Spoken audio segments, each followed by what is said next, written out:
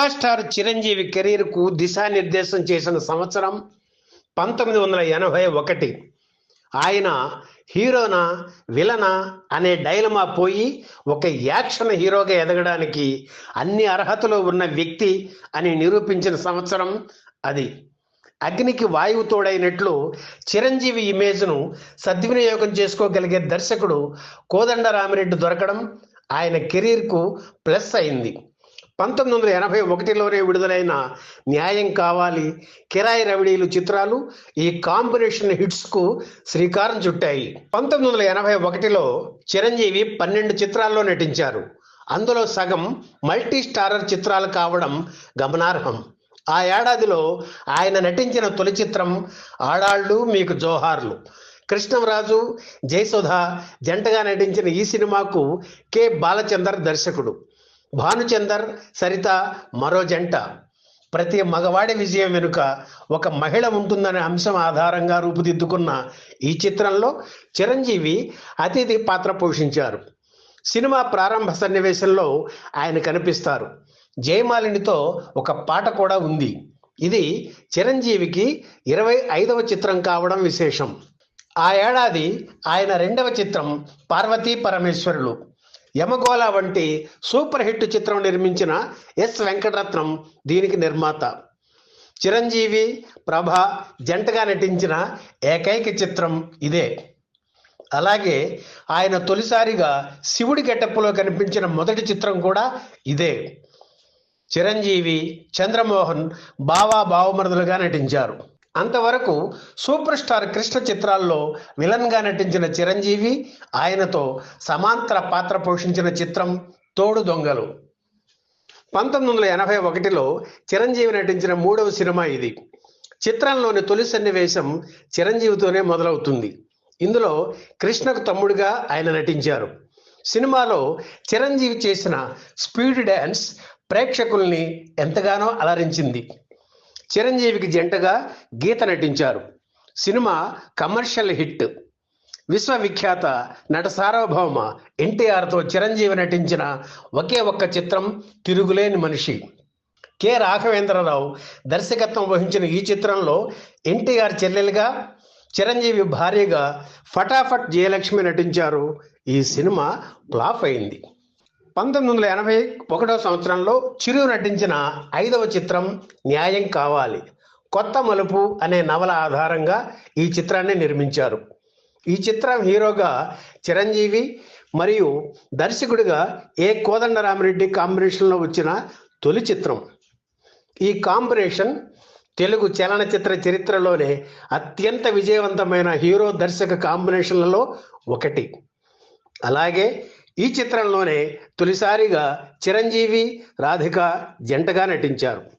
వీరి కాంబినేషన్ కూడా ప్రేక్షకులు మెచ్చిన హిట్ జంటలలో ఒకటి.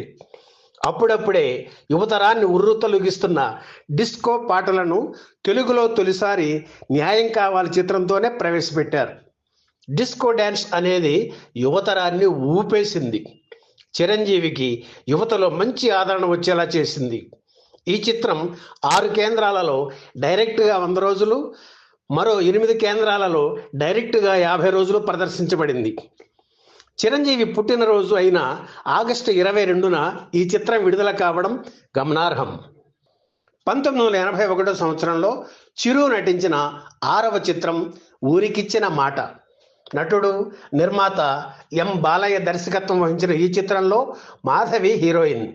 ఈ చిత్రానికి 1981 సంవత్సరానికి గాను తృతీయ ఉత్తమ చిత్రంగా నంది అవార్డు లభించింది.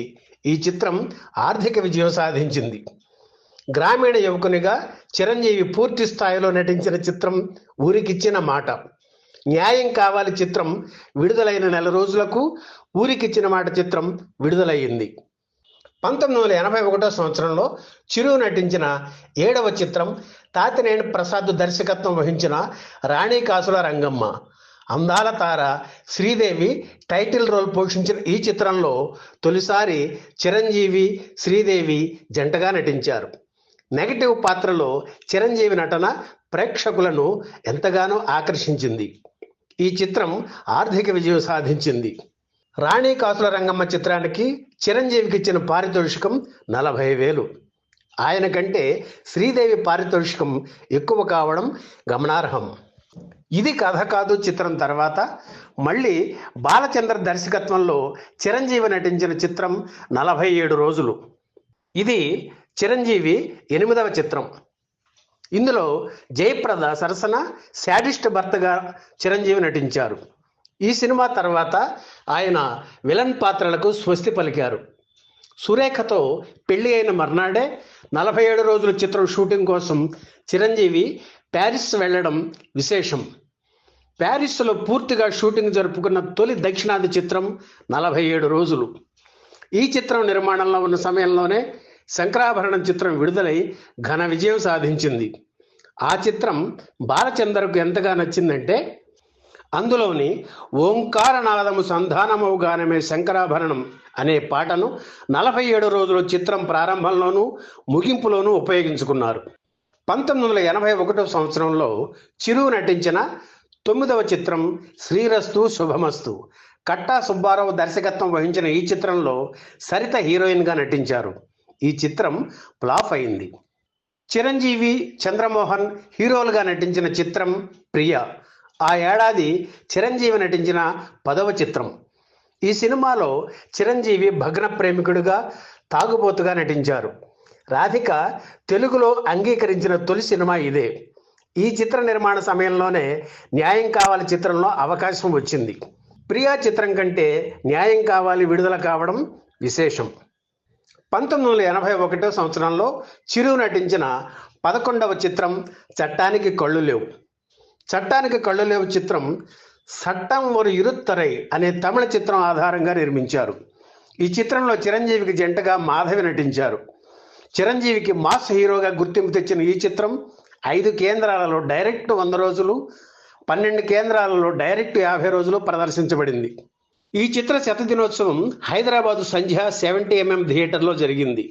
ఆ ఫంక్షన్లో ముఖ్య అతిథిగా విచ్చేసిన నటభూషణ శోభన్ బాబు మాట్లాడుతూ భవిష్యత్తులో చిరంజీవి ఎవర్ గ్రీన్ హీరో అవుతాడు అని ప్రశంసించారు. 1981 సంవత్సరంలో చిరు నటించిన 12వ చిత్రం కిరాయి రౌడీలు. ఏ కోదండరామిరెడ్డి దర్శకత్వం వహించిన ఈ చిత్రంలో చిరంజీవికి జంటగా రాధిక నటించారు. ఈ చిత్రంలో మోహన్ బాబు మరో హీరోగా నటించారు. కిరాయి రౌడీలు వాణిజ్యపరంగా మంచి విజయం సాధించింది. 5 కేంద్రాలలో డైరెక్టుగా 50 రోజులు ప్రదర్శించబడింది. ఈ వీడియో మీకు నచ్చితే లైక్ చేయండి, షేర్ చేయండి, వెంటనే సబ్స్క్రైబ్ కూడా చేయండి.